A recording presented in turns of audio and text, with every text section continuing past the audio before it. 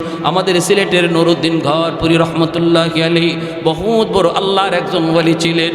শনি মঙ্গলবারে হুজুরে পানি ফোড়া দিতেন, পানিতে ফু দিতেন, মানুষ বোতল নিয়ে আসতো পানি ফোড়া নেওয়ার জন্য। হাজার হাজার মানুষের লাইন ধরতো পানি ফোড়া নেওয়ার জন্য। হুজুরে পানি ফোড়া কেমন করে সবাই দিবেন। হুজুরে কাম করতেন কি কাম, এক কাম করতেন কি আজিব কাম। ইনি মাদ্রাসার সামনে বিশাল বড় একটা পুকুর, এই পুকুরের মাঝে ফু দিয়া হুজুর চলে যাইতেন। বুঝছেন অবস্থা? পুকুরে ফু দিয়া হুজুরে বলতেন পানি নাও।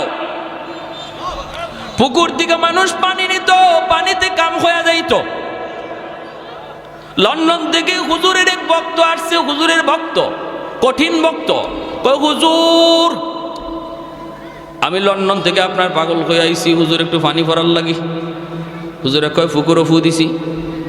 কয় হুজুর পুকুরের এক কোনায় ফু দিছেন, আর এক কোনায় ফু গেল কেমনে?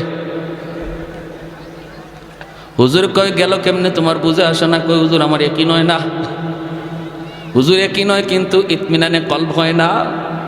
হুজুর এই যে আমি একটু জগ লই আইছি, এই জগটার মধ্যে একটু ফু দেন, আমার খাস ভাবে একটা ফু দেন। হুজুর কয় তুমি খাস ভাবে ফু নিবা? ঠিক আছে জগ ভালো করে ধরো। হুজুরে কর না সুবহানাল্লাহ। কাচের জগ, কাচের জগ। আমাদের উস্তাদরা পাশে ছিলেন যারা নিজের চোখে দেখছেন। হুজুর বলতেছেন জগ দুই হাতে ধরো, দুই হাতে ধরো, ভালো করে ধরো, আমি ফু দিতেছি। এই লোক কাচের জগটা এভাবে ধরছে, আর আল্লাহর ওলি আস্তে যায় খালি পানিতে ফু দিছেন। ফু দেওয়া মাত্রই কাচের জগ টাস টাস করে কাচগুলা ভাঙ্গিয়া পানি মাটিতে পড়ে গেছে, চুরমার হয়ে গেছে কাচের জগ। আল্লাহর কোরআনের আসর আসেনি না নাই? জোরে বলেন। ওয়ানুনাজ্জিলু মিনাল কুরআনি মা হুয়া শিফাউন ওয়া রাহমা ওয়া রাহমাতুল লিল মুমিনিন। এই মানুষটা আর মানুষের কোনো আকৃতি নাই, নাক মুখ চোখ তার চেনা যায় না, কয়লার টুকরার মতো হয়ে গেছে রে। জাহান্নামের আগুনে জ্বলতে জ্বলতে কয়লার টুকরার মতো হয়ে গেছে। আল্লাহ পাক রব্বুল আলামিন কুদরতি হাতের মধ্যে তারা উঠাবেন। উঠে আল্লাহ পাক বলবেন বান্দারে কেন আমাকে তুমি ডাকতেছো? জাহান্নাম তো আমাকে ডাকার জায়গা নয়, আমাকে ডাকার জায়গা ছিল দুনিয়ার জগৎ। দুনিয়াতে একবার যদি আমাকে ডাক দিতে ৭০ বার আমি জবাব দিতাম। যেরকম সুবহানাল্লাহ। তাহলে বলুন তো আমল করার জায়গা মরার পরেই না মরার আগে? এ ভাই খেয়াল করে শোনো, আল্লাহ পাক রব্বুল আলামিন বলবে বান্দা কেন ডাকো একটু বলো। তখন বলবে মালিক, ও মালিক দুনিয়াতে আমি আমল করতে পারি নাই, আমলের মধ্যে আমার অনেক ঘাটতি, কিন্তু মালিক উলামায়ে কেরামের জবানে শুনেছি তোমার নাম রহমান, তোমার নাম হলো রহিম। আল্লাহ রহমান নামের খাতিরে একটু রহম করবানি, রহিম নামের খাতিরে মায়া করবানি। আল্লাহ পাক রব্বুল আলামিন তখন তারে আবে হায়াতের পানি দিয়ে ধুইয়া মানুষের আকৃতি আনবেন। রব্বুল আলামিন বলবে একটু দয়া করার কথা বলছো, করব কি চাও তুমি বলো। কয় আল্লাহ আমাকে তুমি জাহান্নামের নিচে ফেলায় রাখছো, দয়া করে যদি একটু উপরে উঠাইতা, একটু যদি তুমি জাহান্নামের উপরে দরজার কাছে রেখে দিতা গো। ও মালিক তুমি তো পারো, তোমার নাম রহমান। আল্লাহ পাক রব্বুল আলামিন তখন বলবে বান্দা ঠিক আছে আমি তোমার উপরে রহম করলাম, কথা আমি রাখলাম, কিন্তু ওয়াদা করো, ওয়াদা করো এরপরে আর তুমি কিছু চাইবা না। কই না গো মালিক আমি আর কিছু চাইবো না। জাহান্নামের দরজার পাশে এনে আল্লাহ তারে রেখে দিবেন। কিছুক্ষণ পরে আবার আল্লাহকে ডাক শুরু করবে, ইয়া হান্নান ইয়া মান্নান কয়া আবার ডাক শুরু করলো। বান্দা কি হয়েছে, আবার কেন ডাক দিয়েছো? কইব মালিক আমাকে যেই জায়গায় তুমি রেখে দিয়েছো এই জায়গাটা জাহান্নামের দরজার পাশ।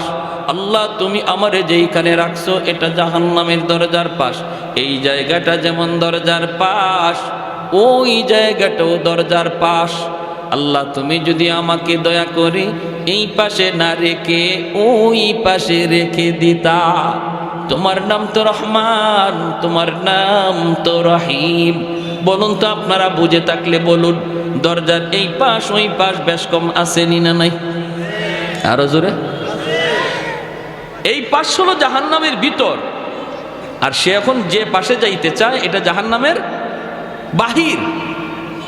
সেই কথা কয় না আল্লাহ আমারে জাহান্নামের বাহিরে দিয়া দেও, এই কথা কয় না, না কয়ে বুদ্ধি করে কয় আল্লাহ আমারে যেখানে রাখছো এটা তো দরজার পাশ, তো এই পাশে না রাখকে আমার ওই পাশে রেখে দাও।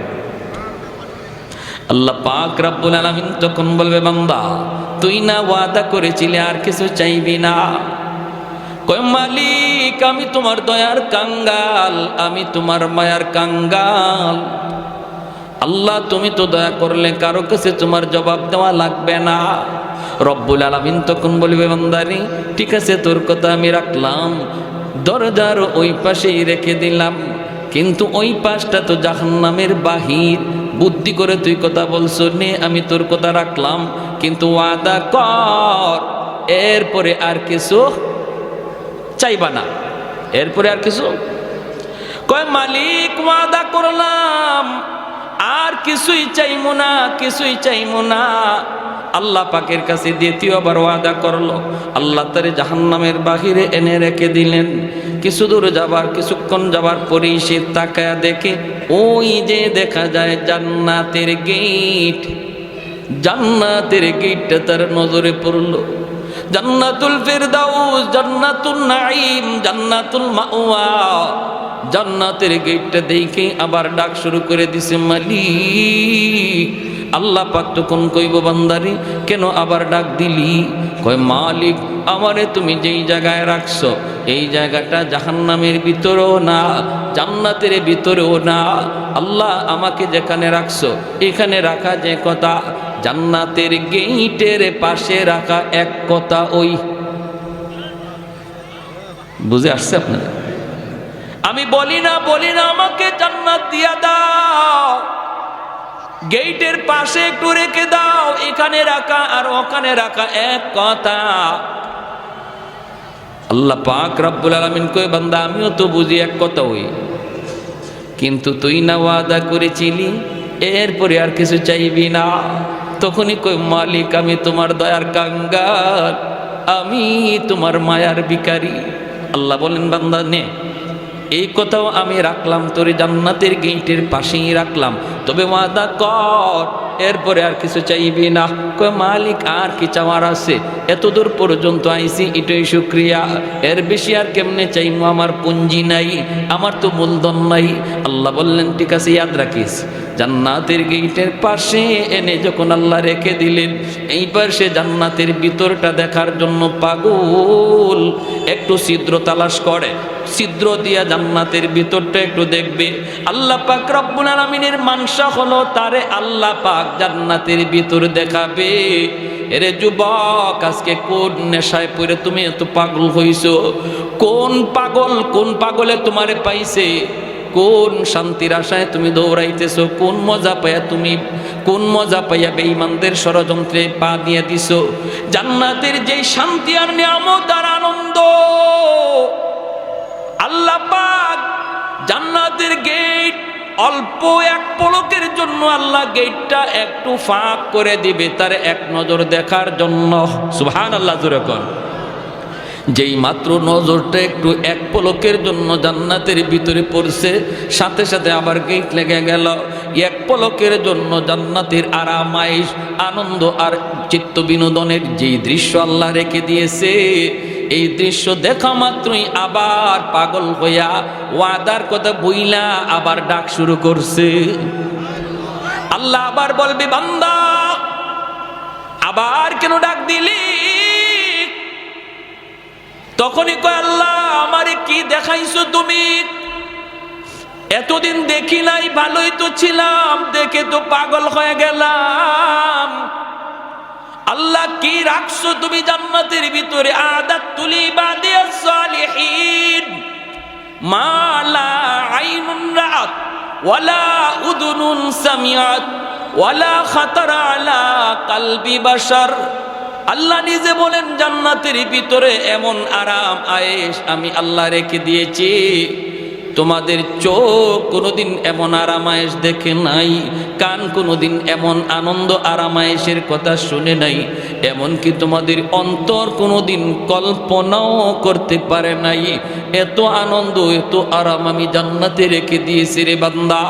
ভাইয়েরা বন্ধুরা, এই দৃশ্যটা দেখা মাত্রই সে পাগল হয়ে আবার ডাক দিবে। আল্লাহ পাক রব্বুল আলামিন বলবে, বান্দা কি হয়েছে বল? কয় মালিক, আমার এক নজর দেখে তৃপ্তি মিটে নাই, আল্লাহ আমাকে তুমি একটু ভালো করে দেখার সুযোগ দিবানি। আমি শুধু জান্নাতের ভিতরে ঢুকবো দেখার জন্য, দেখি আবার দৌড় দিয়া বের হয়ে আসবো। আমি জান্নাতে থাকবো না, কারণ থাকার মতো আমার কাছে কোনো মূলধন নাই, পুঁজি নাই, আমার তো জীবনে নেক আমল কম। আল্লাহ আমি তো আমল করতে পারি নাই, কিন্তু অন্তরের মধ্যে ঈমান রয়েছে। নবী বলেন, লা ইয়াদখুলুন নারা আহাদুন ফি কলবিহি মিসকালু হাববাতি খারদালিম মিন ঈমান। ঈমানের সরিষা পরিমাণ দানাও যার অন্তরে থাকবে, আল্লাহ তারও চিরকাল জাহান্নামে জ্বালাবে না। জোরে কোন সুবহানাল্লাহ। আল্লাহ পাক রব্বুল আলামিন কইব, বান্দা এবার তুই নিজে বল কতবার তুই ওয়াদা করলি আর কতবার ভাঙলি রে? তখনও কইব, মালিক আমি তোমার দয়ার কাঙ্গাল, আমি তোমার মায়ার কাঙ্গাল। আল্লাহ পাক তখনও তার উপরে দয়া করবে। কেন দয়া করবে না? কারণ আল্লাহর মানসাই হলো তারে জান্নাত দেওয়া, সর্বশেষ জান্নাতি। এরপরে কোন লোককে আল্লাহ আর জান্নাতে দিবে না, সেই সর্বশেষ জান্নাতের দরজা আল্লাহ সিলগানা মারবে, আর কোনো মানুষ জান্নাতে ঢুকতে পারবে না। এই মানুষটার আল্লাহ বলবে, যা দিলাম তোরে জান্নাত দেখার, কিন্তু সময় কত দূর, আল্লাহ ঢুকমু আর বের হয়ে আসবে। আল্লাহ পাক এই কথার মধ্যে ওয়াদা চিনি, ওয়াদা 100% বলে আগের মতোই না, নতুন করে না, আগের মতো না, আগের মতো না। এই ওয়াদা আমি ভাঙবো না, ঢুকবো আর বের হয়ে আসবো। আল্লাহ বলতেছেন বারবার, শোন ভালো করে বল, আগের মতো নাকি পাকা পোক্তা? কয় পাকা পোক্তা। আল্লাহ আগের মতো হবে না। এইবার আল্লাহ পাক বললেন, ঠিক আছে ঢুকবি আর বের হয়ে আসবি, দেরি করবি না। যেই মাত্র আল্লাহ পাক জান্নাতের গেটটা একটু খুলে দিবেন তার জান্নাত দেখার জন্য, মায়ার নবী হাদিস শরীফের ভিতরে বলেন, এই লোকটা তখন 16ই ডিসেম্বরে দৌড় প্রতিযোগিতায় যেমন বাচ্চারা দৌড় দেয়, কোমর একদম শক্ত কইরা, সেও এরকম প্রস্তুতি নিবে দৌড় দেওয়ার জন্য। গেটটা খোলা মাত্র এমন একটা দৌড় দিছে, আর পিছনের দিকে আর ফিরে তাকায় না, শুধু ভিতরে ঢুকে দেখা দেখি বন্ধ, খালি ভিতরে ঢুকি। ওর মনে ইচ্ছা হইল আগে ভিতরে ঢুকি, বের হতে যেন সময় লাগে, দেখমু পরে, আগে ভিতরে ঢুকি, যদি আল্লাহকে বের হ বাইরে বার সময় খালি দেখুন। এমন দৌড়, আর পিছনে তাকায় না। আল্লাহ পাক দিছে ধমক, এই বান্দা থাম। ধমক খাইয়ে থামছে। আল্লাহ পাক কয়, কি রে, এটাই ওয়াদা ছিল? এটাই কি তোমার সাথে কথা ছিল? বের হও। যখনই আল্লাহ বলছে বের হও, তখনই মাথাটা নিচের দিকে দিয়া অনুতপ্ত হইয়া অনুশোচনার সাথে কই, মালিক তুমি আমাকে বুঝি জান্নাত থেকে বের করে দিবা? আল্লাহ পাক কয়, আমি কেন বের করব? তুই তো নিজেই বললি জান্নাতে ঢুকবি আর বের হয়ে আসবি। কই, মালিক তুমি যদি আমাকে জান্নাত থেকে বের করে দাও গো, তাহলে তোমার ওয়াদা ভাঙ্গা হবে। আল্লাহরে কয়, কথা বুঝছেন? আমারে যদি এখন তুমি জান্নাত থেকে বের করে দেও, তোমার ওয়াদা ভাঙ্গা হবে। আল্লাহ পাক কয়, কইলি কি তুই? আমি তোর সাথে কখন ওয়াদা করলাম? এতক্ষণ পর্যন্ত শুধু ওয়াদা করলি তুই আর ভাঙলেও তুই, এখন আমি তোর সাথে কখন ওয়াদা করলাম? কয়, মালিক আমার সাথে ওয়াদা করো নাই, কিন্তু মুমিনদের সাথে কোরআনে ওয়াদা করেছো। আমি উলামায়ে কেরামের জবানে শুনছি, আল্লাহ তুমি যারে একবার জান্নাত দাও, এই জান্নাত থেকে আর তুমি বের করো না, এটা তোমার ওয়াদা নি। আল্লাহ পাক কই, হয় এটা তো আমার ওয়াদা ঠিকই আছে। কই, যদি ওয়াদা ঠিক থাকে, আমি তো কোনো না কোনো শুরুতে বুদ্ধি করে হোক আর চালাকি করে হোক ঢুকে গেছি। আমি তো জান্নাতে ঢুকে পড়েছি, বুদ্ধি করে হোক আর চালাকি করে হোক জান্নাতে ঢুকে পড়েছি। এখন যদি তুমি আমাকে বের করে দেও, তোমার ওয়াদা খেলাফি হয়, রব্বুল আলামিন তখন কুদরতি মুস্কি হাসলেন। সুবহানাল্লাহ, জোরে কর, আর একটু জোরে কর না সুবহানাল্লাহ। আল্লাহ কুদরতি মুস্কি হাসা কই, বান্দারে চালাকিটা তো কম করলি না। মনে হয় বাঙালি, চালাকিটা তো কম করলি না। হ্যাঁ, সব খবর না রাখলেও এক খবর রাখছো, আমার ওয়াদার খবর, ঠিক কিনা? ঠিক আছে, তুমি যা শুনেছো ঠিক শুনেছো, ঠিক শুনেছো। ওই জায়গাটার মধ্যে আল্লাহ হাসছেন। জিব্রাইল আমিন যখন নবীরে এই হাদিস শোনাইতেছেন, তো আল্লাহ নবী এখানে হেরি চালাকি শুনে আল্লাহ নবীও হাসে দিছেন, জিব্রাইল আমিনও হাসে দিছেন। তা আল্লাহ নবী জিজ্ঞেস করতেছে, নবী সাহাবীদেরকে শোনাইতেছেন, সাহাবায়ে কেরামও এখানে হাসে দিছেন। সাহাবায়ে কেরাম আল্লাহ নবীরে জিজ্ঞেস করে, নবীকে হাসলেন কেন?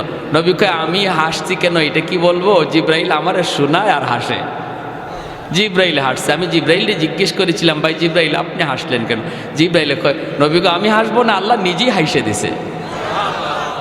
হের কথা শুনে আল্লাহ নিজেই হাসে দিছে। এজন্য এই হাদিস আমাদেরকে আমাদের উস্তাদরা পড়াইছেন, আমিও আপনাদেরকে শোনাইলাম। এই জায়গাতে আইসা সবারই একটু মুচকি হাসি বের হয়।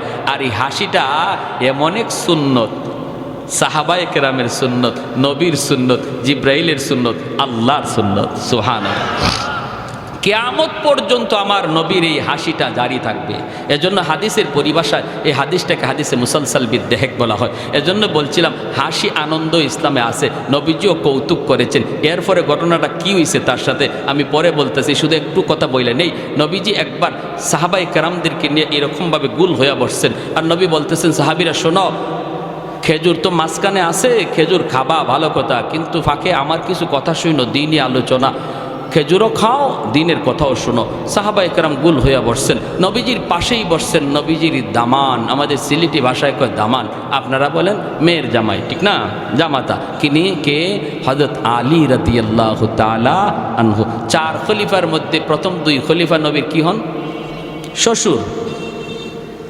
জিগাও নে, খেলোয়াড়ের নাম যুবকরা সবার আগে কইব, কিন্তু এই জিনিসের খবর নেই। 4 খলিফা, প্রথম 2 খলিফা নবীর কি হন? শ্বশুর। পরের 2 খলিফা জামাই, হযরত ওসমান গনি আর হযরত আলী রাদিয়াল্লাহু তাআলা আনহু। এই দুজন হলেন নবীজির মেয়ের জামাই। আর আবু বকর সিদ্দিক আর হযরত ওমর রাদিয়াল্লাহু তাআলা আনহুমা, তারা হলেন নবীজির শ্বশুর। তো আলী রাদিয়াল্লাহু তাআলা আনহু নবীজির মেয়ের জামাই, অর্থাৎ খাতুনে জান্নাত ফাতেমা রাদিয়াল্লাহু তাআলা আনহাকে নবী আলীর কাছে বিয়ে দিয়েছিলেন, এই হিসাবে জামাই। আবার আরেক সম্পর্কে চাচাতো ভাই। তো পাশে বসা নবীজির, খেজুর খাওয়া চলছে, নবীজি দ্বীনের আলোচনা করতেছেন, সবাই আলোচনা শুনতেছে আর খেজুর খাইতেছে। খেজুর খাওয়া শেষ, আলোচনাও শেষ। এইবার নবী বলেন, শোনো, অনেক আলোচনা হলো, মাঝখানে একটা খেজুরের স্তূপ, এটাও শেষ। খাওয়াও চলছে, আলোচনা হইছে, এখন বোঝা দরকার কে কি পরিমাণ খেজুর খাইল, একটু বোঝা লাগবে। সাহাবায়ে কেরাম বলে, নবী গো কেমন করে বুঝবো? খেজুর তো ফেটে গেছে, কার ফেটে কদ্দুর ঢুকছে এটা বুঝবো কেমনে? নবী কই, বোঝার সুরত আছে, যার সামনে যেই পরিমাণ বিচি বোঝা যাবে সে ওই পরিমাণ খাইছে, ঠিক না? সবাই যার যার উরের দিকে তাকাইছেন, দেখেন না বিচি মিল মতোই আছে, যা খাইছেন তাই আছে।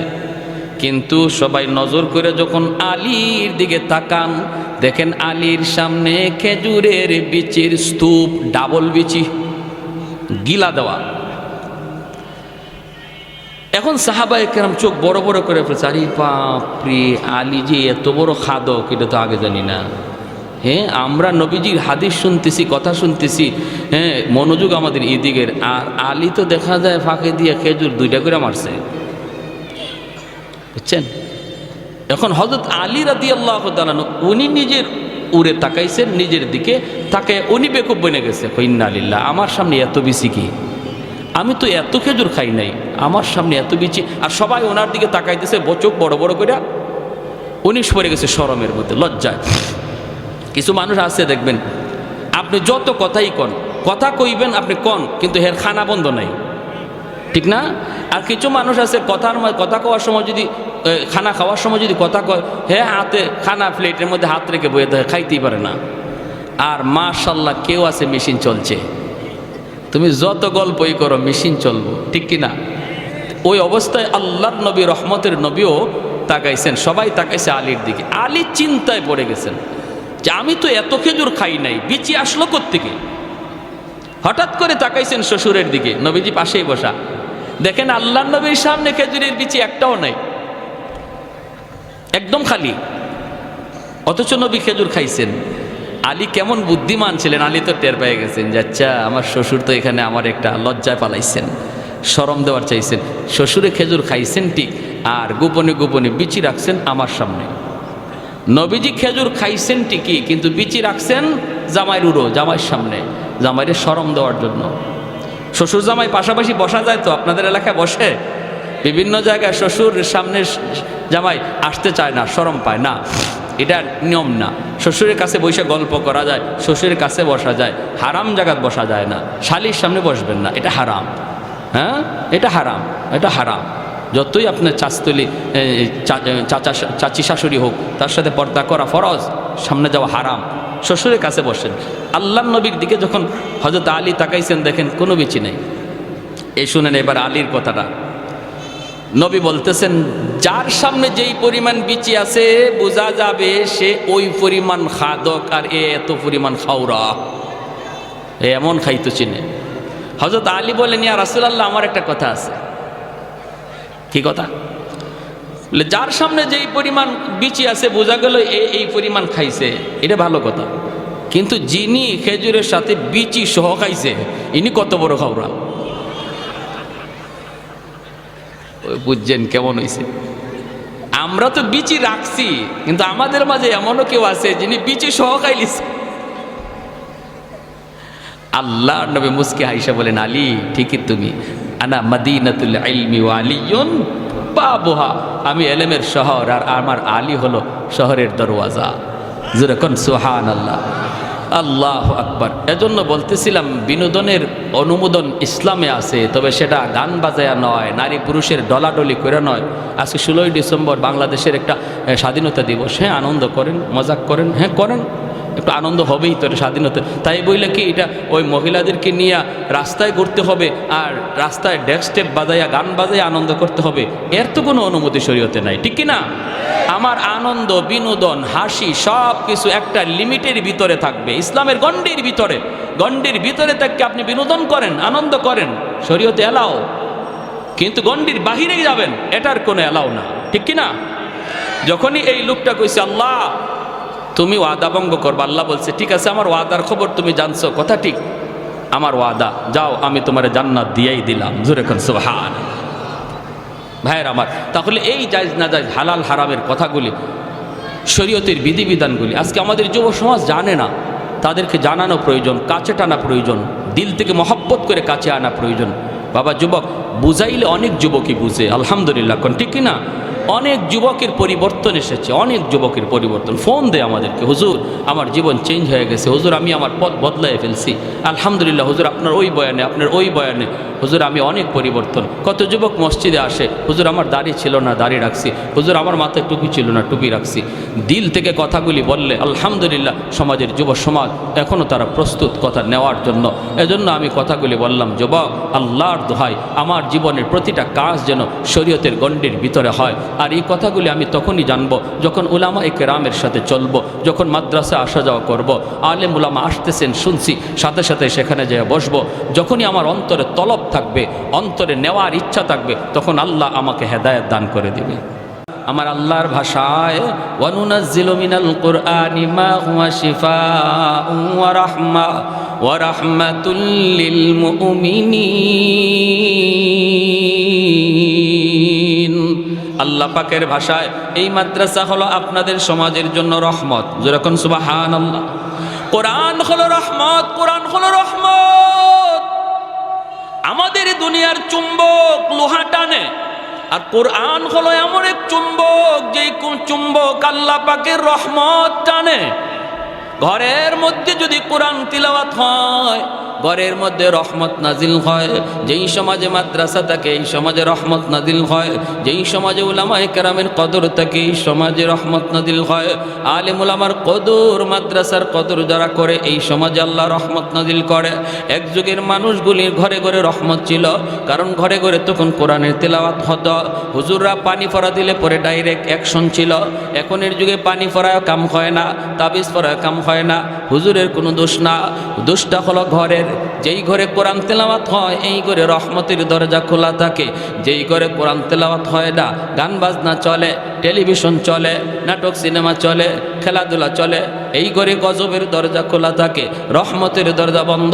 মুসলমানের ঘরে প্রতিদিন টেলিভিশন অন করা হয়, টেলিভিশন চালু করা হয়, কিন্তু প্রতিদিন কোরআন চালু করা হয় না। ঠিক কিনা জোরে বলেন? আল্লাহর কোরআনের গিলাফটা পর্যন্ত মুসলমানের ঘরে পাওয়া যায় না। টেলিভিশনের কাবার পাওয়া যায়। হুজুর পানি ফোড়া দেয় আপনার ঘরে ঢুকার জন্য, কোরআনের আয়াত পড়া হুজুরে ফু দিল, এই ফু আপনার ঘরে ঢুকতে যায়, যায় দেখে ঘরে রহমতের দরজা বন্ধ। ঠিক কিনা? ঠিক কিনা? যায় দেখে আপনার ঘরে রহমতের দরজা বন্ধ, ফু ঢুকতে পারে না, কারণ কোরআন রহমতের দরজা ছাড়া ঢুকে না, গজবের দরজা দিয়ে কোরআন ঢুকে না। ওই যুগে ডাইরেক্ট অ্যাকশন ছিল, কারণ মুসলমানের ঘরে রহমতের দরজা খোলা ছিল। বর্তমান যুগে রহমতের দরজা আমরা বন্ধ রাখছি, গজবের দরজা খোলা রাখছি। হুজুর কোরআন পড়ে ফু দেয়, কিন্তু ফুতে অ্যাকশন হয় না। ভাইরা, আল্লাহর কালামের মধ্যে কি পরিমাণ অ্যাকশন! আমাদের সিলেটের নুরুদ্দিন ঘরপুরি রহমতুল্লাহি আলাইহি বহুত বড় আল্লাহর একজন ওলি ছিলেন। শনি মঙ্গলবারে হুজুরে পানি ফোড়া দিতেন, পানিতে ফু দিতেন, মানুষ বোতল নিয়ে আসতো পানি ফোড়া নেওয়ার জন্য। হাজার হাজার মানুষের লাইন ধরতো পানি ফোড়া নেওয়ার জন্য। হুজুরে পানি ফোড়া কেমন করে সবাই দিবেন? হুজুরে কাম করতেন কি কাম? এক কাম করতেন কি আজীব কাম। ইনি মাদ্রাসার সামনে বিশাল বড় একটা পুকুর, এই পুকুরের মাঝে ফু দিয়া হুজুর চলে যাইতেন। বুঝছেন অবস্থা? পুকুরে ফু দিয়া হুজুরে বলতেন পানি নাও।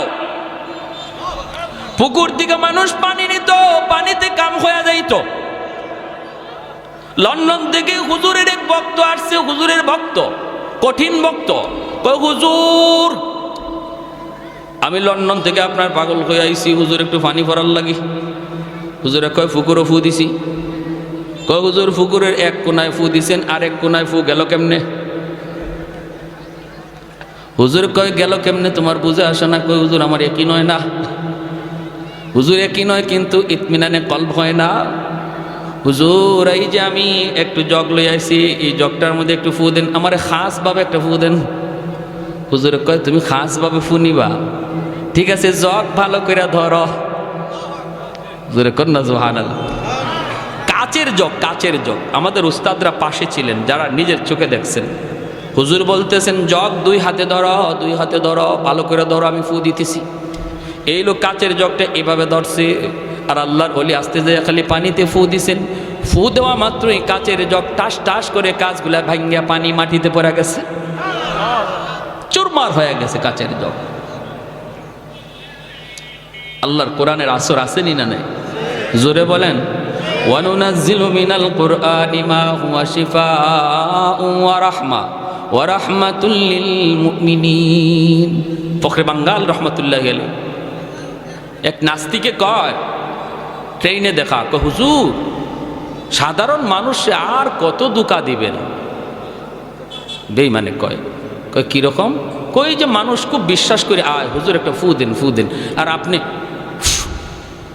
কি একটা বাতাস দিলেন, এই বাতাস দিয়া মানুষে আর কত দুকা দিবেন? আল্লাহর ওলি বলে, বাতাসে যে কিছু আছে তুমি বুঝো না? কয় না, ওই যে আমিও তো ফু দিলাম। কই কি হইল? আল্লাহর ওলি বলে, ফুতে কি হয় তুমি বুঝো না? কয় না, বুঝি না। বুঝাইবেন? হুজুর কয় বুঝাইতেছি তো। ফুতে কি হয় বুঝো না? কয় না, বুঝি না। কয় বাতাসে কি হয় বুঝো না? কয় না, বুঝি না। আল্লাহর ওলি কয়, তুমি বুঝবা কেমনে? তুমি তো যারর সন্তান, তোমার বাপের ঠিক নাই। ঠিক কওয়ার লাগে কই নাই, এখানে হেকমত আছে। যখনই আল্লাহর ওলি কইছে তোমার তো জন্মের ঠিক নাই, তখনই হের চেহারা লাল হয়ে গেছে। গালিটা সহজ না কঠিন? কঠিন না? চেহারা লাল হয়ে গেছে, বডিটা ফুলে গেছে, হাত মা ঘুরাইতেছে, ধরে লিব এখনই হুজুরে খেয়ে ফেলাইব। মানুষজন জমা হয়ে গেছে সব। মানুষজনকে কী হয়েছে হুজুর? কী হয়েছে না, হ্যাঁ সবাই থামাইতেছে, কী বিয়া কী হয়েছে? হুজুরের সাথে লাগছে। হুজুরে চিনো? কারে চিনমুনি পরে আগে আমার কি জাত গালি দিছে হুজুরে। হুজুর কি গালি দিচ্ছেন? হুজুর কয় না বেশি কিছু কইছি না তো, আমি কইছি যারও সন্তান জন্মে ঠিক নাই। হুজুর একটু বেশি হয়ে গেছে। হুজুরে বলে আমি তো গালি দিছি না, মূলত গালি দিয়ে তারে বুঝাইছি বাতাসে যে অ্যাকশন আছে। কয় কীরকম? কয় দেখেন, হ্যাঁ বলছে আমরা যে ফু দেই বাতাস দেই, বাতাসে কি আছে এ বিশ্বাস হয় না, তো আমি তার একটা বাতাস ছাড়ছি। গালি এটা তো একটা বাতাস, আমি যে তারে কি মারছি? এই তোমার মারছি আমি? কয় না মারে নাই। হুজুরে মারে নাই, মারে নাই, কিন্তু আমি তার একটা বাতাস ছাড়ছি, নাপাক গালির বাতাস। এই নাপাক একটা গালির বাতাসে যদি তার চেহারা লাল হয়ে গেল, বডি ফুলে গেল, বডিতে এমন আসর করলো একটা বাতাসে যাইয়া আল্লাহর কালাম পাক পাক কালাম পইরা বাতাস দিলে যে আসর হয় এটা তারে বুঝাইছি। কি বুঝেন? যেমন কুকুর তেমন হইছে না হইছে না? 100-100। এজন্য বলতেছিলাম যেই ঘরে কোরআন তিলাওয়াত হয় এই ঘরে রহমতের দরজা খোলা থাকে, রহমতের দরজা খোলা থাকে। ভাইয়েরা, যেই সমাজে মাদ্রাসার কদর, এই সমাজে রহমত নাজিল হয়, তাহলে আমাদের এলাকার জন্য যদি রহমত চাই মাদ্রাসাকে ভালোবাসতে হবে। ঠিক কিনা? জোরে বলেন, আরো জোরে।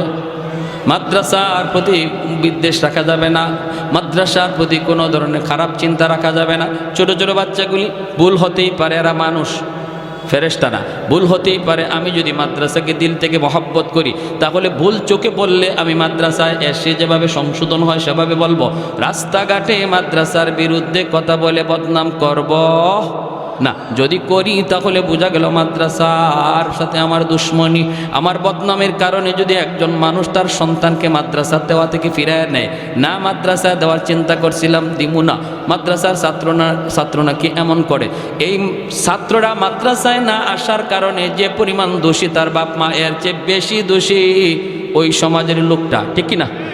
আরো জোরে। মহব্বত আলামত হলো আমি মাদ্রাসায় এসে সংশোধনের নিয়তে আলোচনা করব। ছোট ছোট বাচ্চা, মিয়া শুনেন, ভালো করে শুনেন, স্কুল কলেজের বাচ্চাদের সাথে মাদ্রাসার ছাত্র এই শয়তান থাকে না? শয়তান থাকে ওই মাদ্রাসার ছাত্রের লগে। একটা ছাত্ররে যদি মাদ্রাসার একটা ছাত্রকে এই লাইন থেকে শয়তানে সরাইতে পারে তাহলে শয়তানের জীবনের সকল শয়তানির শ্রেষ্ঠ শয়তানি এটা। ঠিক কিনা? শ্রেষ্ঠ শয়তানি। এজন্য টাইম দেয় শয়তানি খুব বেশি মাদ্রাসার ছাত্রদের পিছনে। স্কুলের ছাত্রের পিছনে তো চাবি দিয়েই ছেড়ে দিছে, আর টাইম দেওয়া লাগে না, টাইম দেয় মাদ্রাসার ছাত্রের পিছনে। কোনো রকম তার এই লাইন থেকে সরানো যায় কিনা। আমরা যখন বিশেষ করে হিফজের ছাত্ররা, বিশেষ করে হিফজখানার ছাত্র, এরা একদম বেহালত অবস্থা। আমরা তো হিফজে পড়ছি না, জামাতে পড়ছি। যখনই মাদ্রাসার নামাজের টাইম হতো, হিফজের ছাত্ররা মসজিদে আসতো, তখন আমরা জামাতের ছাত্ররা ওদেরকে সাইড দিতাম আর বলতাম ইয়াজুজ মাজুজ আসতেছে। কারে ঘুষি দিব, কারে কোন দিকে হালাইব লাথি দিয়া, কোন গাছের ডাল ছিঁড়ব, এটা হিসাব নাই। কারণ এতক্ষণ পর্যন্ত আসিল একটা বন্দির ভিতরে, পারছে না, শয়তানে আঙ্গুল দিয়েও পারছে না, কারণ হুজুরে বেদ সামনে। আর এখন একটু সুযোগ পাইছে, এজন্য আসতেছে। একদিন আমি সিলেট এক মাদ্রাসায় পড়ি, যখন ওই পিছনে নামাজে দাঁড়াইছে আর হিফজের ছাত্ররা পিছনে কিলাকিলি ঘুষাঘুষি শুরু করে দিছে। মাদ্রাসার একজন এই খুব শুভাকাঙ্ক্ষী একজন মুরব্বী মানুষ, হাজি সাহেব, মাদ্রাসার পাশেই, মাদ্রাসার দিকে খেয়াল করে, মাশাআল্লাহ খুব ভালো, কিন্তু উনি দোষ ধরে বেশি মাদ্রাসার ছাত্রদের ভুল বেশি ধরে, উস্তাদদেরকে বলে। তো ওনারে দেখলে আমরা ভয় পাইতাম, একদম সোজা হয়ে দাঁড়াই থাকতাম। উনিও মসজিদে নামাজে, আমরাও নামাজে, পিছনে ধুমধাম শুরু হয়েছে কিলাকিলি ঘুষাঘুষি। নামাজ শেষ হওয়ার পর আমি মনে মনে ভাবতেছি, আল্লাহ আজকে হাজি সাহেব যে কি কয় আল্লাহ জানে, আল্লাহ জানে। নামাজটা শেষ হয়েছে, পরে হাজি সাহেব দাঁড়াই গেছে, হুজুর। মসজিদ নীরব। সিলেটি ভাষা বুঝেননি আপনারা? কিছু কিছু বুঝেন, বুঝছেন? ওতানি ভুয়া ফান রেহি কাইন, তেল লাগলে তেল দেই, ডাউল লাগলে ডাউল দেই, চাউল লাগলে চাউল দেই, আর ফুয়াইনতে যে কিতা শুরু করেন খাইয়া তেল বানায়। মানে যা চাই না আপনারা, আমরা তো তাই দেই। আর এই এই তেল খাইয়া বলে পিছনে নামাজে কিলাকিলি ঘুষাঘুষি করে। নাজিম সাহেব হুজুর দাঁড়াইছে, নাজিম হাজি সাহেব বন হাজি সাহেব কী হয়েছে? ও মা তুমি কি হয়েছে? নামাজ পড়তাম পারছি না, ফুয়ান্তির কিলাকিলি আর ঘুষাঘুষির খেলায়। হুজুরে কয় হাজি সাহেব হনুকা ফুয়া ফানে পিছনে ঘুষাঘুষি কইরে তো আমার আপনারে নামাজ পড়ার সুযোগ করে দিছে। অতা কিতা মাতুন আপনি বলে যে অত তো শয়তান আইবার লইছিল আমার আপনার দ্বারো, আইয়া আমারে আপনারে কিলাকিলি লাগাইতো, ফুয়া ফানে পিছনে শয়তানরে আটকায় রাখছে, নইলে তো আমি আপনি কিলাকিলি লাগাই দিতাম। কই ওটা হাদিস তো হুজুর আগে শুনছি না, তে তো বালা ফুয়াইতে বালা কাম করছো। বুড়া মানুষ, আমি কি কিলঘুষি লইতে পারতাম নি? এই অবস্থা। এজন্য বলি ছোট বাচ্চারা একটু এদিক সেদিক নড়াচড়া হরকত করব, এগুলা মায়ার দৃষ্টিতে দেখবেন, মায়ার দৃষ্টিতে। কারণ এরা জেনতেন কোনো মানুষ না, আল্লাহর পছন্দকৃত, আল্লাহর বাছাইকৃত, আল্লাহ বাছাই করে আনছেন। এই সিনার মধ্যে আল্লাহর কালাম আমানত থাকবে। মায়া করে ডাক দেবেন, বাবা এদিকে আসো, নেসাবজি এদিকে আসো, মুন্সি সাহেব এদিকে আসো, নাম ধরেও না। আল্লাহ সবাইকে বোঝার এবং আমল করার তৌফিক দান করুন।